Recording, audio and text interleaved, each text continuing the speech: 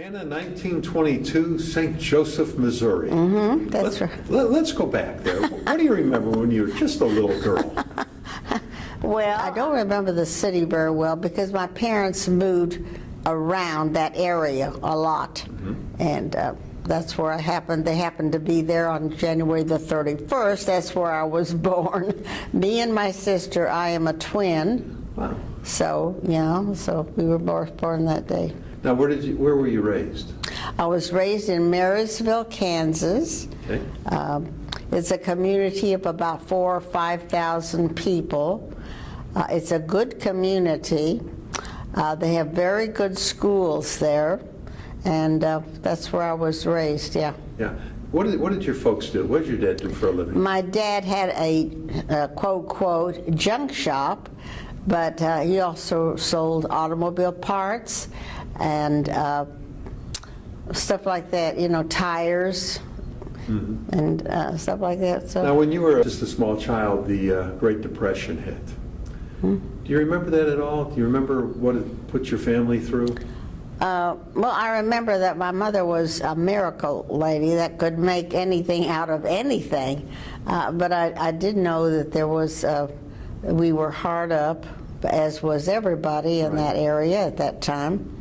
And I remember that it was quite a lengthy thing, but I remember that in high school things eased up a little bit, and we were sort of like in the money. Now, where did you go to high school? Marysville High. Yeah. Well, now, what was high school like? Now, did your twin sister go there also? Yes, of course. Okay, and were you guys identical twins? No. Okay. Fraternal, no. Okay. What was high school life like? High school was the main thing of the city.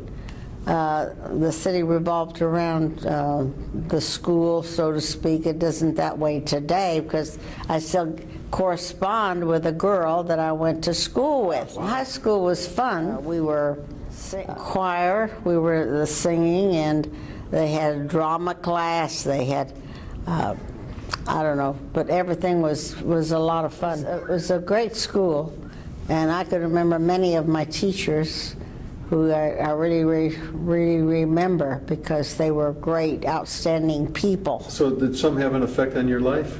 I think so. I think they did. I mean, I can't remember anyone particular that had an effect, but I think your schooling stays with you a whole lot. And I don't know about today. Do you remember the names of any of those teachers? Yes, I do. Miss Hill, Miss Krieger, Mr. Rowland, he was the principal, and Mr. Wolgast was the superintendent over the school system. They were very fine people. Do you remember your grandparents at all? Remember, I never saw my grandparent, my grandfather, but my grandmother was she was kind of like the main lady of the Brahinsky family, and she wore dark clothes. She wore the hair that was not really hers, but a wig. Do you remember what your grandfather did for a living? My grandfather, as I said, I never knew him, but what he did, I think it was a shekel or something. I think it was. But my father said he was the greatest man who ever lived, of his grandfather, my grandfather. But I never met him because he didn't come over to America. Where was he? He was in Russia. In Russia? Yeah. My parents were from Russia, yeah. Now, did your parents ever tell you the story about how they got to this country? Yeah, they both came over at different times. My father came over in 1907. My mother came in 1911. And my father stopped in England. I guess the boat went to England. And he lent a man, as I recall, he said that he lent a man some money, and this man repaid him in England. Now, did your parents know each other in Russia? Yes, they did. Okay. They did. In fact, my father claims that he sent after my mother's sister, and my mother came instead. So they married and had 5 children. What happened to His sister-in-law. I don't know. I don't know what happened to her. But she didn't come over. I think her name was Rose or something, yeah. So your folks used to tell you that story. Yeah. So why did your mom come instead? She just felt like she wanted to go. I don't know.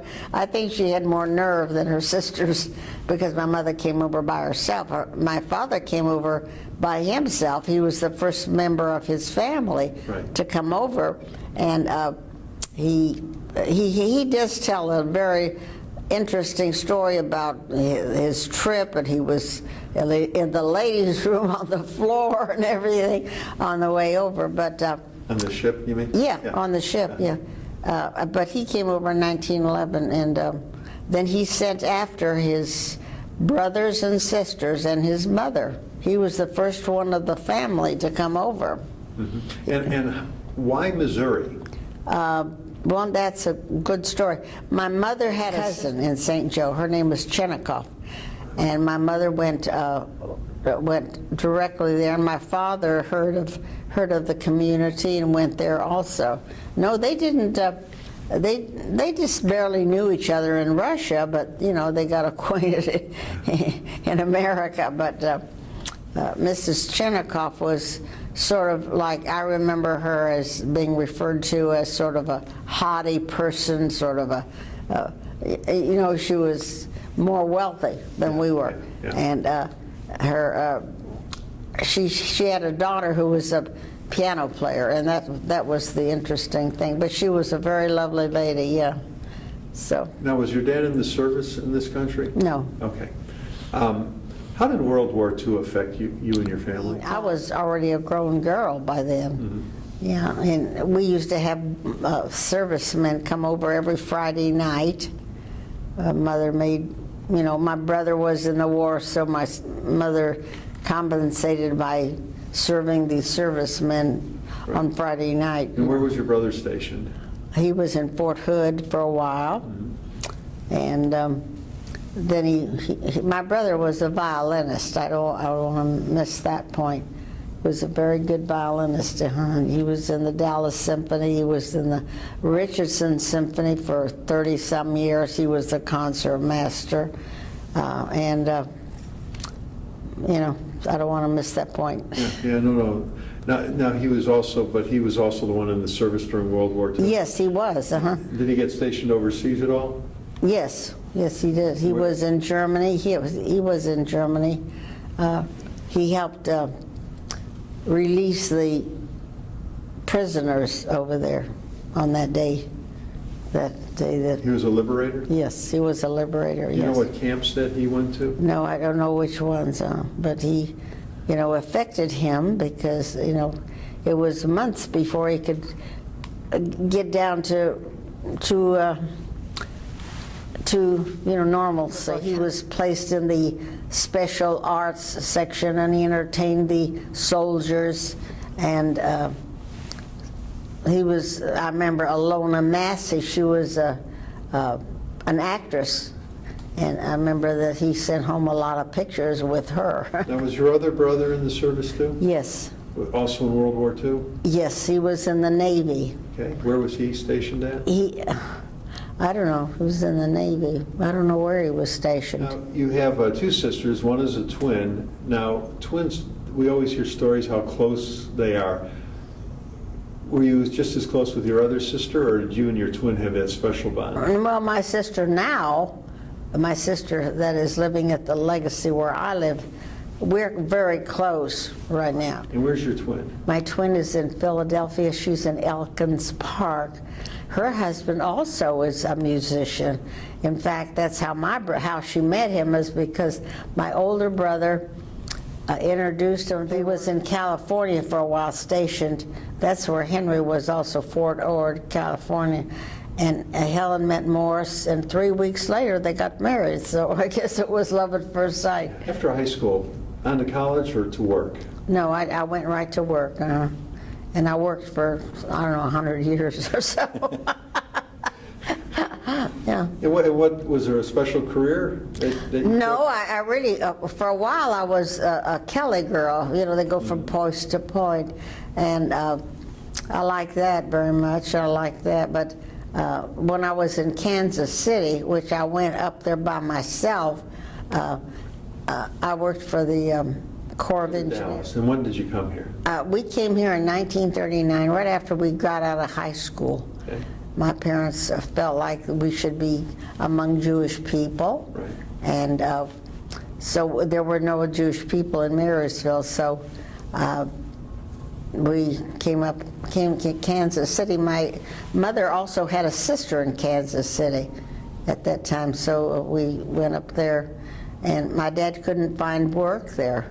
He looked all over, so he came to Dallas. He had relations with a family here, Rosenfield. He had two sons, Philip and Israel, and so he came here and worked here in Dallas. Yeah. That's the first job he had here in Dallas. How has Dallas grown since you got here? We went downtown just the other day.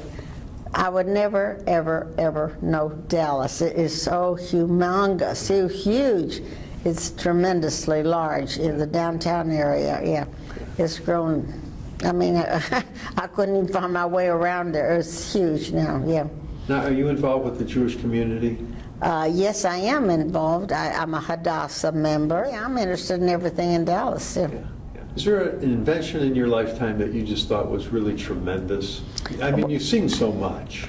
I think the computer is for everybody. I mean, you know, today everything is computerized, and I don't myself even own a computer. My sister, my twin sister, she does everything on the computer. She does this, she does that, she sends emails, she knows everything, and she said she doesn't know anything about it because it's a daily improvement. It moves from day to day. It's very huge. Yeah, that is the big. Yeah. Mm-hmm. You remember getting your first television set? I remember we had a radio that we listened to in Marysville, but I don't remember the television set. What was the happiest time in your life? Yes, today is as good as any day to be happy. Yeah. Now, in your lifetime, you've lived through so many momentous occasions. Of course, you know, when you were a small child, the Great Depression, you told us how that affected you. Of course, you lived through World War II, the Kennedy assassination, something good in '69, the first moon landing, and of course, the tragedy of 9/11. Was there something that really affected you that you took notice of and knew exactly where you were when it happened? I've never seen so much literature as as the 9/11 event. It was tremendous. Even today, they're discovering people that talk about what happened to them on that day. Yeah, it was a very sad event. I remember the Kennedy event very well. I remember I was working at that time in a furniture store. And somebody actually said out loud that they feared for Kennedy because of the attitude of the people. He said somebody is going to kill Kennedy, you know. And this was some guy that worked there. I mean, the attitude of Dallas was very sad. Before Kennedy came, and I feared, and really I wasn't even that surprised because I'd heard about Kennedy and the way the people felt about him, so I wasn't surprised. What advice would you like to leave for the next generation? Just make the most of every day, and you know, be aware of what's around you, and you know, enjoy what you can. I think that would be the best thing. You did a great job today. Yeah. Thanks for doing this. It's okay.